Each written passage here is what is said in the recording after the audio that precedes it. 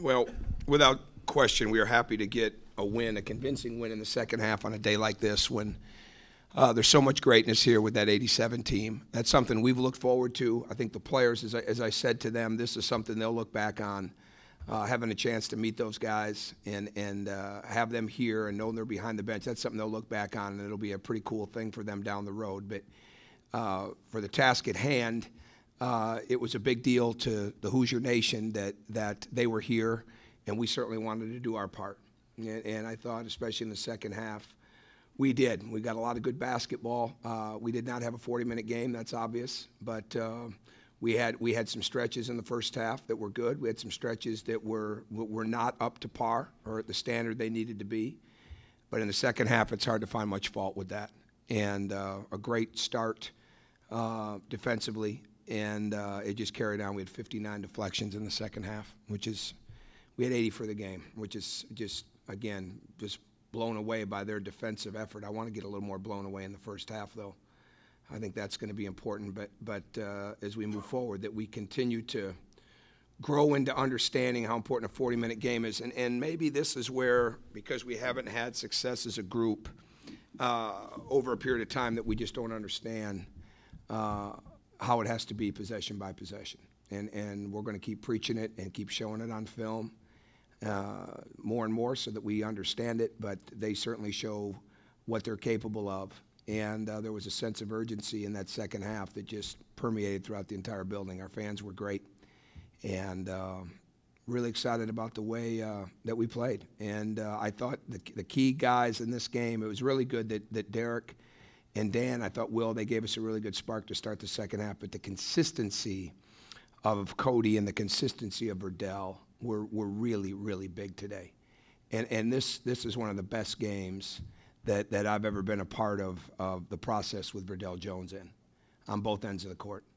And he was solid in the first half, not as good as he needed to be, but he had a real presence in that second half on both ends. And Cody just continues to get better. And he continues to show that there's a lot of room for improvement in him as well, as there is our whole team. So we knew we were playing a dangerous team. We knew we were playing a team that shoots the three really well. We let them get comfortable. In the second half, we took that comfort away. The guys said that you didn't really need to say anything to them at halftime, that they kind of felt that they needed to take it. I'm sure that's true. The coaches handled communication. I just handled personnel. And there was really, I had no interest in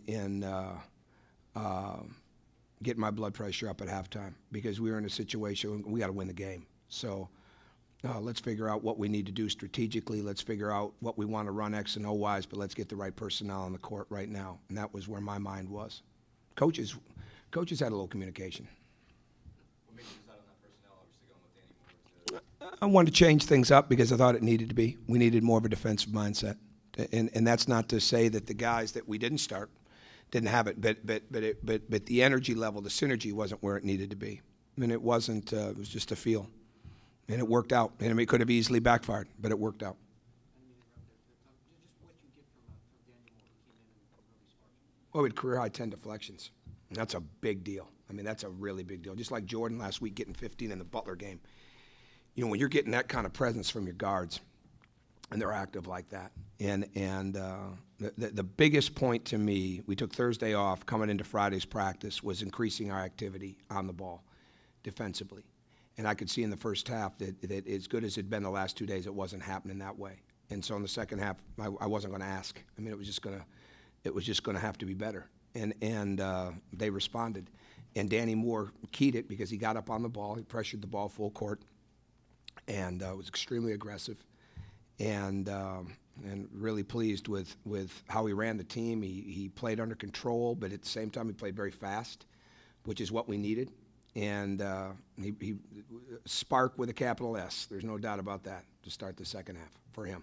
How much does it help that you could use the bench as a motivator a little bit more because you have better depth now? Well, you've seen over the past 3 years what happens when you can't. I mean, it's as simple as that. It sounds, I shouldn't say it's as simple as that. It's not simple. But you have to have talent. You have to have, there has to be an understanding that when you're not up to par, somebody else is going to get that opportunity. And we all know sitting in here, if we've covered this program, that we haven't been able to do that. And you can't truly build your program without depth and consistency of depth and having guys that understand that if they're not bringing everything that they possibly have, that they're going to watch for a while. And that's just the way that it is. And I hope we never, ever run into that situation again, because it's made the last 3 years as difficult of in-game adjustments and strategies as anything. Because no matter what you did, there would be a huge talent gap if you substituted too much compared to what was in and compared to what you were going against. But I don't think like that anymore. What's to say for Danny Moore that he continues to give you that spark to keep playing that role for you even as you more talent? Well, it says that he's a senior that really gets it, because he hasn't played as much the last couple games. And again, he's got a maturity now that he gets it, even with the other night. I mean, he's as happy as anybody in the locker room, and he continues to come back and practice. And I've used this line before, and I don't use it with them as much because it becomes really the way your program should be run. But it's the old Scott Skiles statement of play on demand. And everybody in your program, everybody on your team has got to be able to come in and contribute at the point they're asked. And we're not a big set rotation team. There's no question I subbed too much in the first half, and because I wanted to, but it was a mistake because I thought I would do a better job of that by keeping the energy up, and I didn't let us get enough flow maybe. But again, I blame myself, but at the same time, we didn't have enough consistency in that first half. But it says a lot about him as an individual, that he can continue to come in and go at it. And even though he hasn't played a lot, he just picks up right from where he left off. Cody was 1 for 5 from the field to start, made his last 6 shots, 4 blocks, 4 steals, pretty complete game.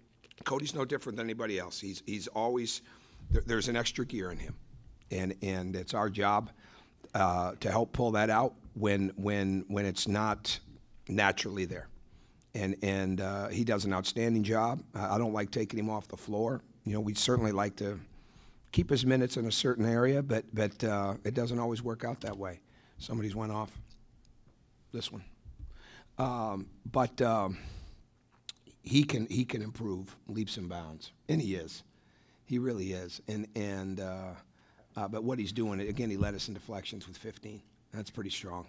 He just continues to figure things out. He continues to become more aggressive as the game goes on, and he's like everybody else. He feeds off sparks from other people on the team as well, and I think that happened a little bit in the second half. I think Derek did a really good job in the second half. He hit a big shot. That's why I consider him one of our 7 starters.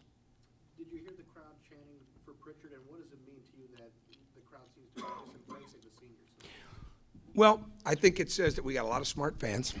I think I said this to the 87 team today when we had a chance to see them. No one signed up, obviously, for what happened 4 seasons ago, but the fact that the former players continued to come back here, be a part of this, I think it showed the fans that, hey, the program is big. This program is really big. We may be going through a tough situation, but the players love the program. It's always been about how they feel about the program based on the tradition that's been here. I think our fans are doing that with the seniors. They know that maybe a couple of them aren't playing as many minutes as they played in the past, but they appreciate hard work. They appreciate contributions. They appreciate effort. They appreciate what these kids have been through because they've been through it with them. You know, we wouldn't have the attendance. I mean, it's just still mind-boggling how passionate this fan base is and how they've never left it. And I think it says a lot about the fans. And I did hear it, and I got to believe somewhere in his heart of hearts he's really appreciative of that. What do you think it meant for your team to be able to meet the 87 team, and what do you think they can learn going forward, especially in a game like Kentucky from that? Sure. Well, they had some good points. The only guy they really didn't get to meet, he was there, was Keith Smart because of the lockout rules, which really was too bad, because I think they're still under those same rules. But those guys just really talked about family. What we're going to do this week, there is some of the ones of you that interviewed those guys, there were some phenomenal things written about that team. And one that we said in front of everybody was when Steve Alford talked about how it was fitting that Keith Smart hit that shot. And I'm paraphrasing here, but because it was basically his turn.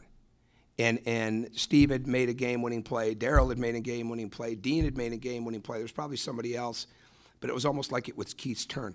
that's what it's all about. That was a team. I mean, it really was. There's been a lot of great teams in Indiana. But when you look back at it, it wasn't a team of lottery picks. It wasn't a team of guys that had illustrious long NBA careers.